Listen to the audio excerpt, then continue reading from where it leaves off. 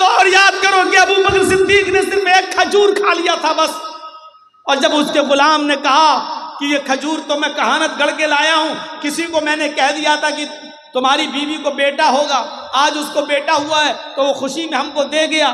کہا اچھا یہ تو اللہ کو معلوم ہے بیٹا ہے کہ بیٹی ہے، تم نے کیسے بتا دیا؟ کہا وہ تو میں نے دھول میں لاٹھی ماری اور اس کے گھر میں بچہ پیدا ہو گیا۔ ابو بکر صدیق پانی پیتے گئے اور حلق میں انگلی ڈالتے گئے اور قے کرتے گئے، پھر انگلی ڈالی، پھر قے کیا، اور جب تک پورا کھجور جو کھا لیا تھا نکال نہیں دیا تب تک سکون نہیں ملا، اور بعد میں کہا حرام کا ایک لقمہ اگر کوئی کھاتا ہے، ایک لقمہ، تو اللہ تعالیٰ اس کے دل کو سیاہ کر دیتا ہے، سیاہ کالا کر دیتا ہے، اور جب تک وہ توبہ نہ کر لے اللہ اس نقطے کو مٹاتا نہیں ہے۔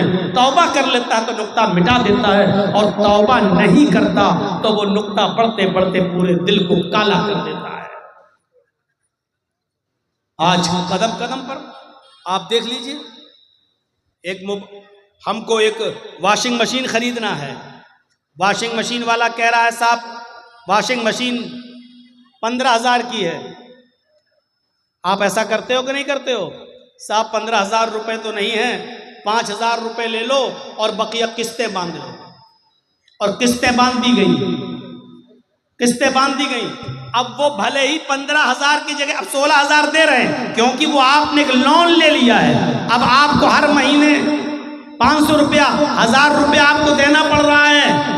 میرے پیارے ساتھیوں، یہ چیز شریعت کے اندر جائز نہیں ہے، کیونکہ ایک چیز یہ ہوتی ہے کہ یہ 4 ویلر ہے، گاڑی ہے 4 ویلر، یہاں گورنمنٹ نے وہ لگا دیا ہے، انکم ٹیکس سے جڑا ہوا ہے معاملہ، یہ گاڑی 15 لاکھ روپے کی ہے، جرجی صاحب اگر ڈائریکٹ 15 لاکھ کیش دے رہے ہیں تو انکم ٹیکس کو جواب دینا پڑے گا، یہاں لون لینا جائز ہے۔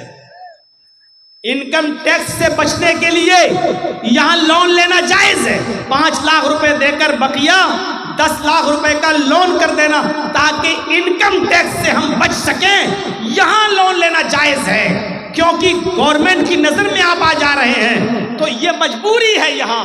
لیکن ہمارے پاس یہ موبائل خریدنے کا پیسہ ہے، یہ موبائل 15,000 کا ہے، میرے پاس 15,000 روپے ہیں بھی، لیکن اس کے باوجود بھی ہم 5,000 دے کر 1,000 روپے مہینہ ہم بعد میں آپ کو دیں گے، تو یہ چیز جائز نہیں ہے۔ آج قدم قدم پر ایسی برائیاں ہمیں دیکھنے کو ملتی ہیں، آج ہم حرام کے کس لقمے تک پہنچ چکے ہیں ہمیں پتہ نہیں ہے، ہم نماز بھی پڑھ رہے ہیں اور حرام لقمے بھی کھا رہے ہیں۔ حضرت عائشہ فرماتی ہیں تمہاری کمر کمان کی طرح جھکی کیوں نہ جائے، دعائیں کرتے کرتے یعنی تم بوڑھے کیوں نہ ہو جاؤ، جب تک تم حلال لقمہ نہیں کھاؤ گے اور حرام لقمہ نہیں چھوڑو گے اللہ تمہاری دعا کو تمہارے سر سے اوپر نہیں لے جائے گا۔ کریڈٹ کارڈ ابھی پوچھو نا تو بڑے بڑے لوگوں کے پاس کریڈٹ کارڈ ملے گا، کریڈٹ کارڈ کی حیثیت کیا آپ کو معلوم ہے؟ کریڈٹ کارڈ بینک آپ کے بیلنس کو دیکھتے ہوئے کریڈٹ دیتی ہے آپ کو، کریڈٹ کارڈ 1 لاکھ روپے آپ کو ادھار دے دیا گیا، آپ نے لے لیا، ایک لمٹ ہوتی ہے، اس لمٹ میں آپ کو وہ بینک میں اتنا پیسہ دینا ہے تب تو ٹھیک، اور جیسی وہ لمٹ نکلی آپ کے اوپر پرسنٹیج لگنا شروع ہو گیا، آپ کو اب مزید دینا پڑے گا، اب 1,05,000 دینا ہے، 1,10,000 کیونکہ آپ نے لمٹ کے اندر آپ نے پیسہ جمع نہیں کیا۔ کوئی بینک آپ کو 1 لاکھ روپیہ ادھار کیوں دے گی؟ آپ کو کیوں دے گی 2 لاکھ؟ آپ کو کیوں دے گی 1 لاکھ؟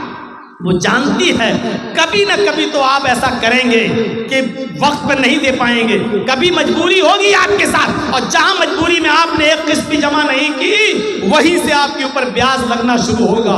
اسی لیے علماء نے بالاتفاق فتویٰ دیا ہے کہ کریڈٹ کارڈ بنوانا جائز نہیں ہے، اور کریڈٹ کارڈ ناجائز ہے۔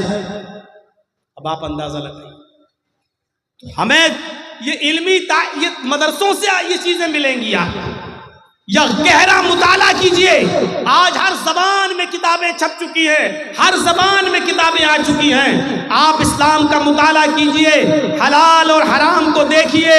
میرے بھائیوں قدم قدم پر آپ کو حرام اور حلال کی تمیز آج اڑ چکی ہے، قدم قدم پر دیکھنے کو ملے گا۔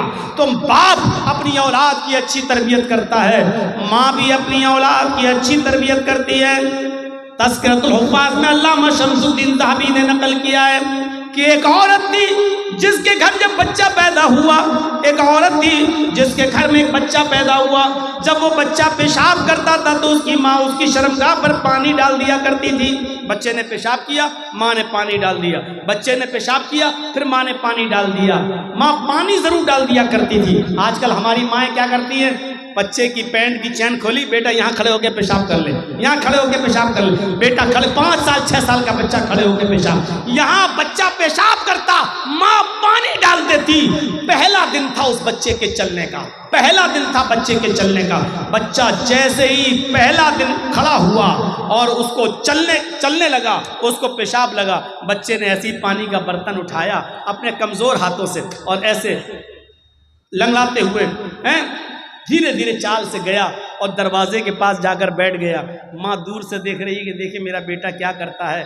وہ بیٹھ گیا، اس نے اپنا کپڑا خود اتار لیا، بیٹھ کے پیشاب کرنے لگا۔ اس کو معلوم نہیں کہ پیشاب کیسے ہوتا ہے، اس کو پتہ نہیں استنجا کیسے ہوتا ہے، اس کو پتہ نہیں پانی کس ہاتھ میں پکڑنا چاہیے اور شرمگاہ کس ہاتھ میں پکڑنا چاہیے، اس کو نہیں معلوم۔ اس کو صرف اتنا معلوم ہے کہ میری ماں میری شرمگاہ پہ پانی ڈال دیتی تھی، بس۔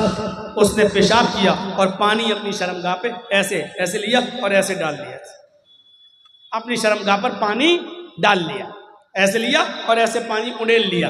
اس نے دھویا نہیں، وہ جانتا ہی نہیں، بچہ ہے چھوٹا، پہلا دن تھا چلنے کا۔ اس نے پانی اپنی شرمگاہ پہ ڈالا، ماں دور سے دیکھ رہی ہے، وہی اس کی آنکھوں میں آنسو آ جاتے ہیں اور روتے ہوئے کہتی ہے فزت برب الکعبہ، کعبے کے رب کی قسم میں کامیاب ہو گئی، اللہ کی قسم میں کامیاب ہو گئی۔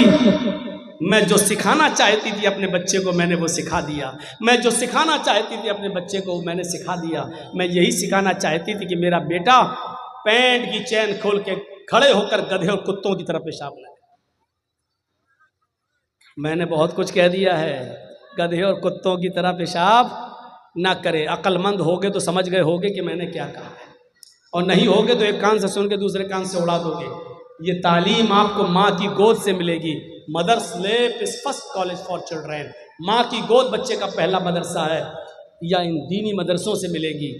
آپ بڑے بڑے یونیورسٹی دیکھ لو، پورنیہ میڈیکل کالج دیکھ لو، کشن گنج میڈیکل کالج دیکھ لو، جامعہ ملیہ JNU، بڑے بڑے کالجز اور یونیورسٹیز دیکھ لو، جہاں سے پڑھ کے نکلنے والے بڑے بڑے ڈاکٹروں کو، انجینئروں کو دیکھ لو۔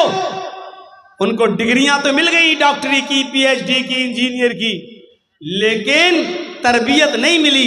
آج ان کو سڑک کے کنارے پینٹ کی چین کھول کر گدھوں کی اور کتوں کی طرح پیشاب کرتے ہوئے آپ دیکھ سکتے ہو۔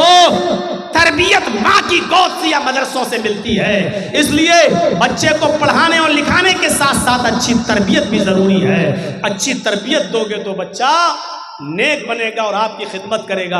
ارے کم سے کم بچوں کو اتنا تو پڑھا دو کہ آپ کی قبر پر جا کر وہ یہ کہہ سکے اللہم اغفر لأبی وارحمہ وعافہ واعف عنہ۔ اللہ یہ میرے باپ کی قبر ہے، اے اللہ ان کی مغفرت فرما دے، اللہ ان پر رحم فرما، اے اللہ ان کی بہترین مہمان نوازی کر۔ ارے اتنا تو سکھا دو کہ آپ کا بیٹا آپ کی قبر پر جا کر یہ دعا کر سکے اللہم آنسہ فی وحدتہ، اللہم آنسہ فی وحشتی، اللہم آنسہ فی غربتی۔ اے اللہ اس قبر میں میرا باپ ہے، اے اللہ اس تنہائی میں، اس تاریک میں، اس اندھیرے میں میرے باپ کے لیے میری باپ کو مانوس کر دے یہاں کی تنہائی سے۔ اے اللہ میرے باپ کو مانوس کر دے یہاں کی وحشت سے، خطرناک کیڑے اور مکوڑوں سے، اور اللہ میرے باپ کی باڈی کو محفوظ فرما دے اور مانوس کر دے یہاں کی اجنبیت سے۔ کم سے کم اتنا تو سکھا دو کہ مرنے کے بعد آپ تو خوش ہیں کہ آپ نے اپنے بچے کو ڈاکٹر بنا دیا، لیکن اتنا جانتے ہو کہ آپ کے مرنے کے بعد کہ آپ کا بیٹا آپ کی قبر پہ آپ کے لیے دعا بھی کر سکتا ہے۔ آج بھی وہ جاتا تو کہتا اللہ میرے باپ کو بخش دے، اللہ میرے باپ کی قبر کو، اللہ میرے باپ کے گناہ کو معاف کر دے۔ ارے یہ کوئی دعا ہوئی؟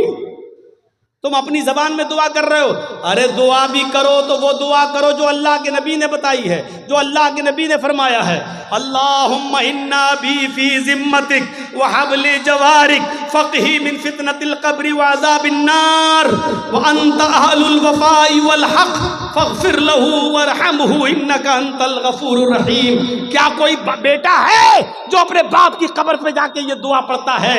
باپ تو تمہیں ڈاکٹر بنا کے چلا گیا، لیکن تم اپنے باپ کی قبر پہ جا کے یہ بھی نہیں پڑھ سکتے ہو کیونکہ باپ نے تمہیں یہ نہیں سکھایا تھا۔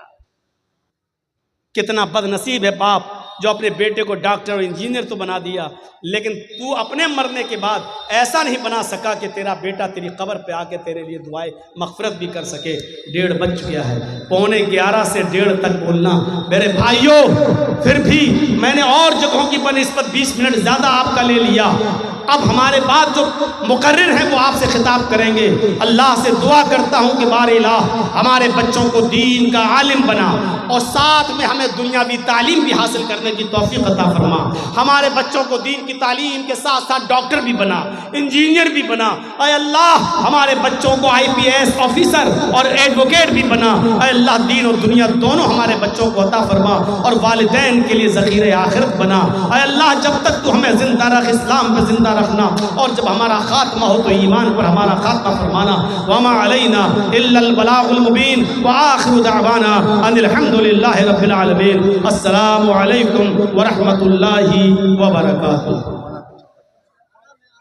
یہ سب اٹھ گئے ہیں اور بتایا کہ ایک اور ہیں میرے بعد بولنے والے۔